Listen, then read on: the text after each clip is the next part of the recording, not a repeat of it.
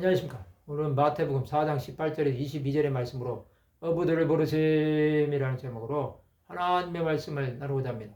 본 말씀은 갈릴리 해변에 다니시다가 두 형제 곧 베드로라는 시몬과 그 형제 안드레가 바다에 금을 던지는 것을 보시니 그들은 어부라 말씀하시되 나를 따라오라. 내가 너희를 사람을 낚는 어부가 되게 하리라 하시니 그들이 곧 그물을 버려두고 예수를 따르니라. 거기서 더 가시다가 다른 두 형제 곧 세베대 아들 야고보와 그 형제 요한이 그의 아버지 세베대와 함께 배에서 금을 깁는 것을 보시고 부르시니 그들이 곧 배와 아버지를 버려두고 예수를 따르니라. 예수께서 갈릴리 해변을 다니십니다. 그것은 복음을 전파하기 위한 것이었습니다. 그때 두 형제 곧 베드로라는 시몬과 그 형제 안드레가 바다에 금을 던지는 것을 보셨습니다.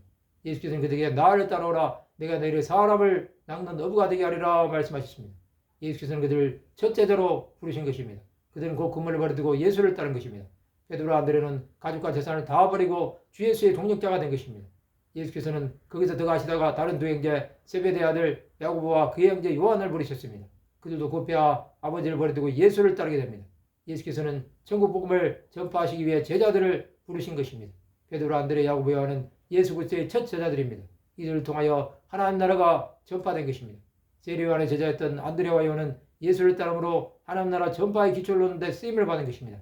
예수를 따랐던 이들은 자신들의 소유를 다 버림으로 하나님 나라를 기업으로 얻은 것입니다. 또한 그들은 사람을 낚는 어부의 사명을 받은 것입니다. 그들은 사도로 초대교회 공동체의 지도자들이 된 것입니다. 이들은 하나님 나라를 위해 살아감으로 하나님의 역사에 참여한 자들이 된 것입니다. 하나님의 일은 사람을 통해서 하십니다.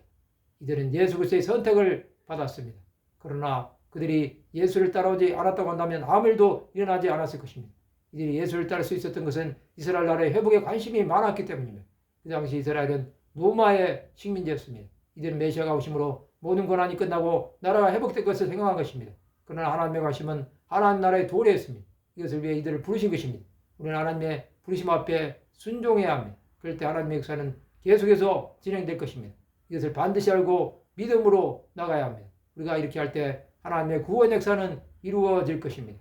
우리가 하나님의 동력자가 되어 주의 뜻을 행할 때 하나님 나라는 하나님의 사람들을 통하여 확장되어 나갈 것입니다.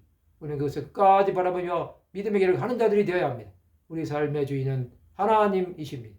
하나님은 우리 안에 세일을 계속해서 행하실 것입니다. 말씀을 마치고자 합니다. 예수 그리스도의 부르심 앞에 순종함으로 하나님의 뜻을 이루는 하나님의 백성들이 되시기를 주님의 이름으로 축원합니다.